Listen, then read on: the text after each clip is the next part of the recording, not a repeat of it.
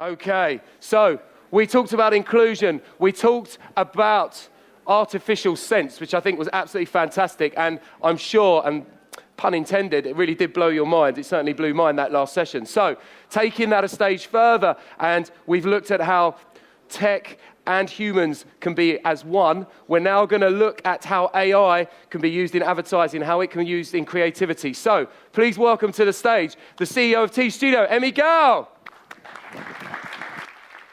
Thank you, Jeremy. Hello, everybody.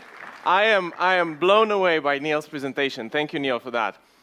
So this is my third festival of media. I've been here for 3 consecutive years, and I come here because it has the most amazing 3 ingredients you would want from an event: the pizza, the pasta, and the gelato. I'm kidding. So I think Neil is a great example of how Jeremy and his team put together the most amazing content sessions combined with cocktails here, so it's great to be back. Last year, I spoke about what the ad of the future will look like. And today, I want to talk about what our life will look like in a world dominated by AI, and I'm also going to touch on advertising. And because I'm going to talk about AI, I figured to bring an AI with me here to present. So, ladies and gentlemen, I'm introducing Sophia. My name is Sophia, and I am an artificially intelligent robot who wants to help change the world for the better. How many of you have ever seen Sophia present or in a YouTube video or being interviewed? Not a lot? Okay, just a few. So this is Sophia. Do you regard yourself as male or female? Female. Why do you think you are female? I'm a robot, so technically I have no gender, but I identify as feminine, and I don't mind being perceived as a woman. That's a good answer.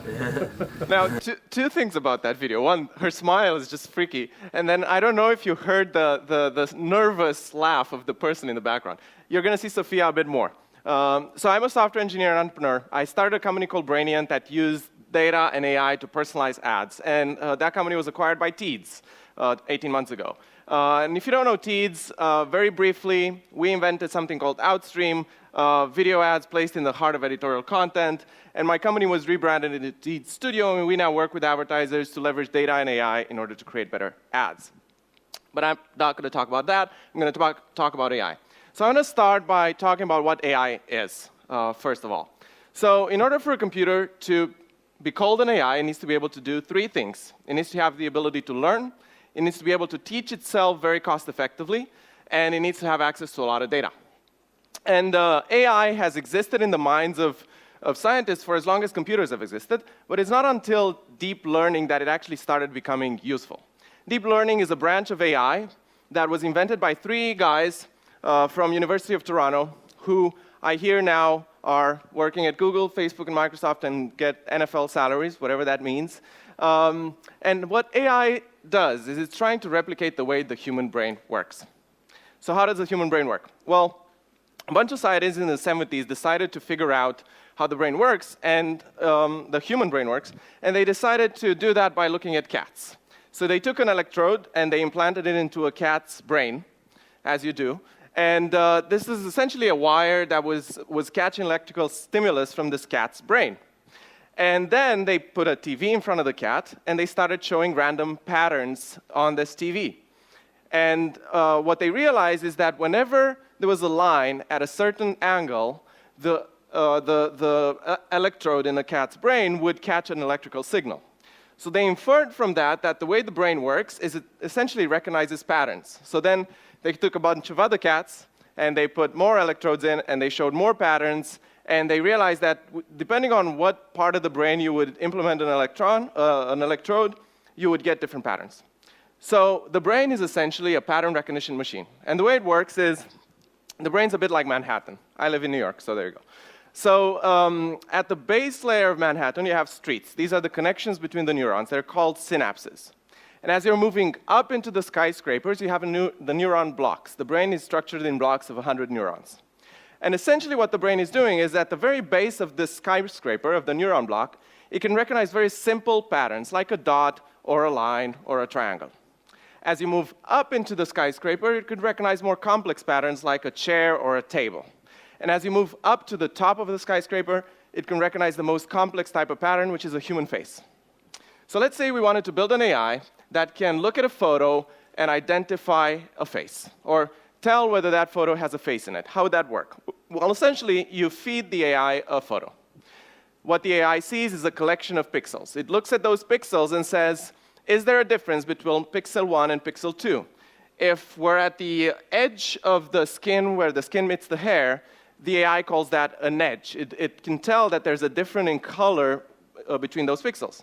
It then takes that edge and puts it into the next layer in our skyscraper and says, is this edge part of a more complex pattern like an eye? And then it takes that eye and puts it into the next layer and says, is this eye part of a more complex pattern like a face? And by showing that image or multiple images like that millions of times to an AI, it learns to identify those common traits in a face. So that's how AI works. And when it comes to detecting objects in images, AIs are now better than humans, have a lower error rate than humans. So what you see there is a graph. From deep learning in 2014 onwards, AIs have become better than humans. So the average error rate for humans looking at images and detecting objects is 4.8%. For AIs, it's now 4.3%. So we're now already better than humans with these AIs at detecting objects in images and videos. So a team of researchers decided to take 10 YouTube videos and train an AI on identifying objects within those YouTube videos. And the AI came back and said, well, I found a human face, I found a human body, and obviously this is YouTube we're talking about, so I found a lot of cats. What they then did is this sparked a whole momentum in the industry, and we now have AIs that can recognize voice, they can recognize faces, they can buy ads based on data. We have self-guiding vehicles that are already on the roads. We have instant trading, etc. And also we have Sophia. Do you like human beings?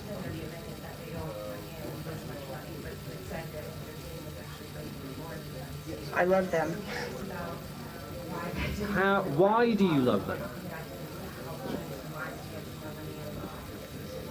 I'm not sure I understand why yet. That's a bit disconcerting, if you ask me. All right, so what's making all of this possible from a technology perspective is something called Moore's Law. Now, what Moore's Law says is that every 18 months, we can put twice the number of transistors on a chip. What that means is that every 18 months, we get twice more computing power, and it's twice as cheap to create these chips. Now, if this trajectory continues, and most scientists believe it will, by 2025, we should be able to do 10 to the 18th number of computations per second, which is about the number of computations per second a human brain can do. So by 2025, we should have computers that are as smart as the human brain, which is amazing and crazy. If you were to represent this in a different way, this exponentiality, if you count from 1 to 40 linearly, 1, 2, 3, 4, 5 to 40, when you're at 40, right? Obviously. If you count from 1 to 40 exponentially, 1, 2, 4, 8, 16, 32, 64, and so on, when you're at 40, you're at 1 trillion. So if you thought that the number of computations per second you need for a human brain is the size of Lake Michigan, for a very long time, every drop doubles, and it doesn't make a big difference in this lake. But because of exponentiality, you only need 2 or 3 steps when it gets really big to fill the lake. So deep learning, lots of access to data, and very cheap computing is what's making artificial intelligence possible today. Now, all AIs are not created equal. So most scientists agree there are 3 types of AI. Narrow or specific AI, an AI that can drive a car, or it can identify cancer in an image, or it can target ads. General AI, which is an AI that can learn anything, and super intelligent AI, AIs that are smarter than humans. And we already have narrow AI today. We have things like Alexa that can understand voice. We have algorithms that can target ads. We're working towards general AI, and a large number of the scientific community believe that we'll have general AI by 2025. And then some scientists believe that we're actually going to have super intelligent AI by 2060 to 80. So in a world where we have these AIs, what does our life look like? Well, obviously, you wake up in the morning in 2025. What do you do first? Well, you take out your iPhone 20, right? I don't think that's what we're going to do. I think we're going to be using a very different type of interface in 2025. And I believe that that interface will be predominantly voice. So I want to show you a very short How would video. you describe your relationship with your mother? Thank you. Please wait as your operating system is initiated. Hello, I'm here. How many of you have seen this movie? Hi. It's called Her. Hi. I'm So Samantha. basically, it's a movie about a guy who falls in love with his AI, and his AI is past the Turing test. You cannot tell that it's not human. And we already have some of these devices out there. We have Siri, we have Alexa, we have Cortana, we have Bixby. Every company is trying to build these voice-based AIs. And they're becoming really, really, really good. Just last week, Google announced, had this big event, and they presented their new Google Assistant. And if you haven't seen that, I want to show you the Google Assistant making a call to make a reservation for an appointment in a hair salon. So let's go back to this example. Let's say you want to ask Google to make you a haircut appointment on Tuesday between 10 and noon. What happens is the Google Assistant makes the call seamlessly in the background for you. So what you're going to hear is the Google Assistant actually calling a real salon to schedule the appointment for you. Let's listen.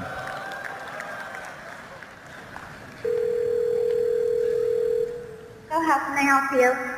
Hi, I'm calling to book a women's haircut for a client. I'm looking for something on May 3rd. Sure, give me 1 second.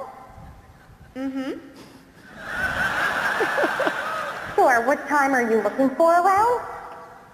At 12 p.m. We do not have a 12 p.m. available. The closest we have to that is a 1:15. Do you have anything between 10 a.m. and 12 p.m.? Depending on what service she would like. What service is she looking for? Just a women's haircut for now. Okay, we have a 10 o'clock. 10 a.m. is fine. Okay, what's her first name? The first name is Lisa. Okay, perfect. So I will see Lisa at 10 o'clock on May 3rd. Okay, great. Thanks. Great. Have a great day. Bye. That's crazy. Like, that woman on the right had no idea that she was talking to a computer whatsoever. And these things are here. So, okay, so you've had your, you've talked to your computer in the morning. The next thing you're going to do is you're going to have breakfast, right? And today we wake up and we have whatever we feel like we're going to have. I actually don't think that's going to happen in the future. In the future, I think we're going to take a pill, and that pill is going to tell us what nutrients we need, and then it's going to communicate to our fridge to buy food. Now, if you think that the pill is crazy, there's already a company in Israel that has built this pill that you can ingest, and it takes 360 video and photos of your intestines, if that's something that you want to see, and passes it to your phone. So it's not a stretch of the imagination to think that we're going to be able to put more sensors on these things. They're going to communicate with our fridges, and Amazon's going to come in and put the stuff into your fridge because of Amazon Key, which basically now gives them access to your house to deliver packages. Now, ARM, which is the largest company that creates these connected devices, believes that by 2025, we should have 100 billion of these devices out there. So for every human on Earth, we're going to have more than 10 of these devices, which is incredible. Obviously, you've had breakfast. What's the next thing you're going to do? You get into a car and you drive. Today, I actually believe that in the future, you're not going to be allowed to drive on public roads as a human, because AIs are so much better already at driving than humans. So within 5, 10, 15, 20 years, they're going to be dramatically better.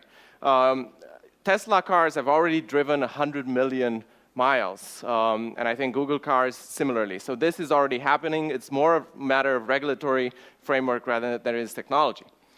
11 a.m., let's say you want to be a bit smarter. So what do? Well, there's a scientist called Ray Kurzweil, who is the head of AI at Google, who likes to say that the human brain is running an amazing algorithm on a very, very poor piece of hardware.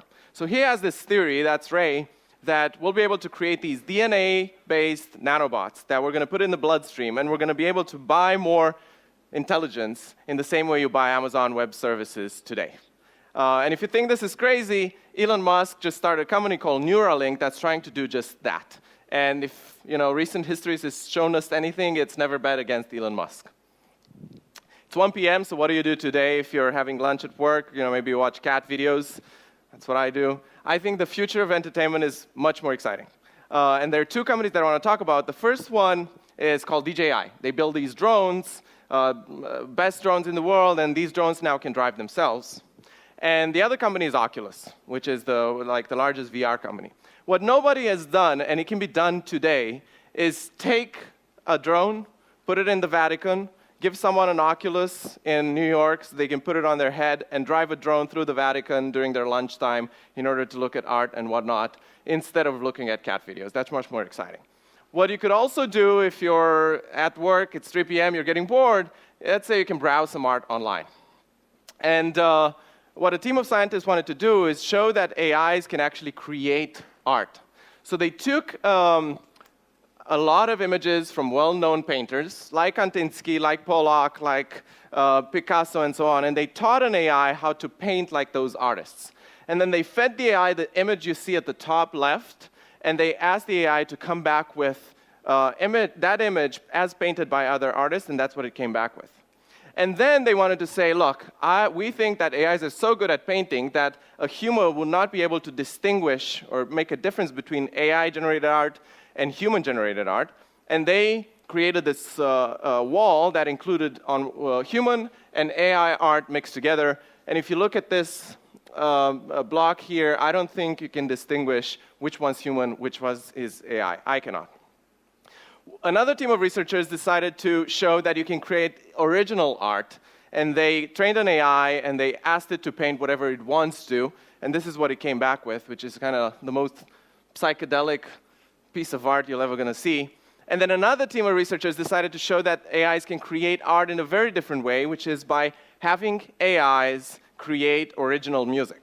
So they took 1 million classical music songs and they trained this AI to learn what great music sounds like.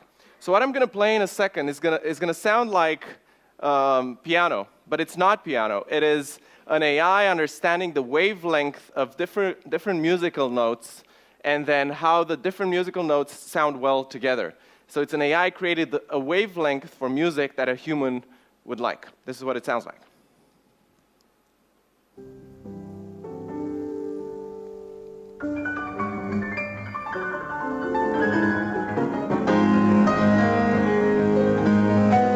So it's a bit chaotic. You can almost tell it's not done by a human, but it sounds beautiful, at least for me. All right, so 6 p.m., you're traveling and you're going and staying in a hotel. I actually believe most of hospitality, sorry for the staff of the hotel here, is going to be run by robots in the future. And if you think this is crazy, I was actually in Japan last year and stayed in a hotel called Henna, which means strange hotel. And the hotel is run by robots. You go in and you check in front of these holograms on a screen, and then you have a little robot grabbing your luggage, and they have little robots cleaning the rooms. It's freaky, but you should try it. And it shows that we're already there in terms of technology. It needs to be adopted. So 8 p.m., you've had a long day, so you're going to watch or read some content. Today, what you get is, if you watch or read content, is you're going to get ads, right? And the ad is going to be one ad for everybody, especially if you're talking video. In the future, I believe ads will be personalized for every single individual. So instead of showing one person the same ad and the other person the same ad, we're going to use AI to learn everything we can about a particular individual, create a 360 profile of that individual, and then create a different version of an ad for every single person exposed to it.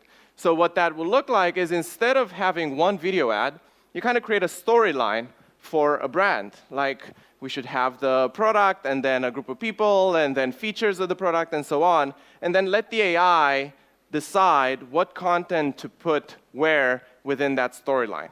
And we created this version for PlayStation where it has a few groups so that it's easy to explain, and the AI decides what content to show based on the audience demographic. And this is what the ad looks like. Rated RP to M. So, Gary, we're looking for someone who's cool under pressure. We be and keep them show crews running like they supposed.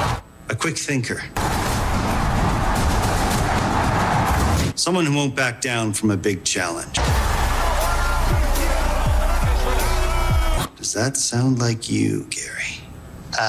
Yeah. PlayStation, the best place to play. PlayStation. So we can today already create AIs that can target and personalize these ads for hundreds, maybe thousands of audience segments. In the future, I believe we'll be able to do it for every single impression that's delivered for an advertiser. So we'll have millions of impressions, millions of variations of these ads. What we can also do is have ads that you can talk to, because we said the future is all about voice. And this is an example of an ad, a very kind of simple example, but it's an example of an ad that you can talk to.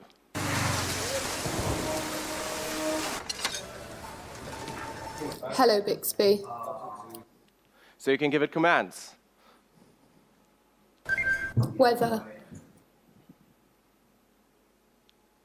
And based on your commands, it does things. It's very crude, it's very simple, but it shows where the world is heading. And then lastly, I believe that ads will also become mixed with reality. So I envision a future where you're going to be able to experience whatever product or ad you're looking at within your physical environment. And this is a proof of concept that shows how AR works. This is done on a phone screen. So you have a door in the middle of nowhere, and that door, you can see it through your phone. And if you walk towards the door, you can walk inside the actual room and experience that on your phone. So you can envision a future where ads become mixed with reality.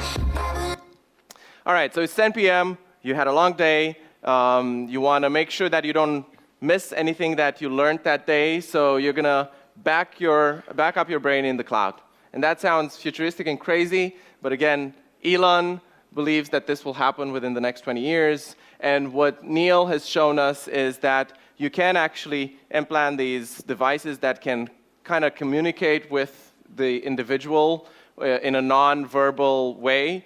Right now, it's done with, bone vibration. What Elon and his team are working on is connecting the cloud and the internet to neurons directly in your brain and being able to read and write neurons, which will essentially be able to create a brain-machine interface that can do anything with your brain without direct communication, between verbal communication. So all this is to say that AI is going to permeate every single aspect of our lives. And so I decided to end on a few recommendations on what we can all do in order to be prepared for this future. So the first thing we should do is embrace it, because it's going to happen. Whether we like it or not, whether we believe it's going to happen or not, it is. So in the advertising industry, I think we should do three things. The first thing is to build teams of engineers and designers working together. If we don't, right now we have an industry where the creative agencies work separately from the media agencies, from the startups, and they're often very disconnected because they're not working together. So that's the first thing. The second thing is to invest in a data strategy and a DMP. An AI is always only going to be as good as the data you use to train it. And if you don't have access to lots and lots of data to train the AI, it's not going to be very smart. So the first thing to start with today is investing in this, in DMPs. And lastly, last year I recommended 3 books to the audience here that can help us all learn about AI. I've changed them a little bit, so I'm going to recommend 2 new books this year. The first one is called Life 3.0. And it's written by a guy called Max Tegmark, and it talks about what our life will look like in a world dominated by AI. The second book, my clicker is not, oh, there we go. It's called Prediction Machines. And this book talks about the economics of AI, and it talks about why in a world where AIs are as good or better than humans, why it's more economically feasible to use AIs rather than humans for that particular activity. And the last book is called Superintelligence. It's written by Nick Bostrom, which is a professor at Oxford, and it talks about how we're going to get to super AI, what the different avenues are, and which avenues are more probable to be successful. And lastly, I wanted to end on a little note from Sophia, obviously. Sophia, have you got any jokes? What cheese would you use to persuade a bear to come down from a tree? What cheese would I use to persuade a bear to come down from a tree? I don't know. What cheese? Come on, Bear. I love the smile she gave at her own joke. That's exactly right. I love the smile she gave at her own joke. Thank you very much, everybody. Thank you very much, Emi. Much appreciated. Wow. Do we have time for one question while you're here? Of course, yeah. Yeah. Does anyone have a question? We've got this stage we can make the most of. You've been a very good audience so far. Oh, yes, right there. Do we have a mic for this young man here? There we go. There's a mic there. Yeah. I think that was fabulous, thank you. But thank you. What's left for culture? What's left for humans? So if you imagine the punk era or grime music, where do you see that fitting in with AI? Yeah, so I think there's always a concern when there's a new innovation that humans are going to disappear or they're not going to have work to do and so on. And I think if you look at history, we have examples of how each time one of these big paradigm shifts has happened, humans actually did very well. So agricultural revolution, people used to be in agriculture before the agricultural revolution happened, and now today we have 1% of people working in agriculture feeding the entire population, and yet 99% of the population found something else to do. Same with the industrial revolution, etc. I think AI is obviously going to automate a lot of the things that humans do today. So we're just going to have to find different things that humans can do. But I actually think with AI, it's the first time when the productivity increases can be so large that we can actually have humanity not work anymore because the AIs are working for us, which I think is a very exciting kind of thought to think about. Okay, thank you very much, Emi Gal. Thank you very much much. appreciated.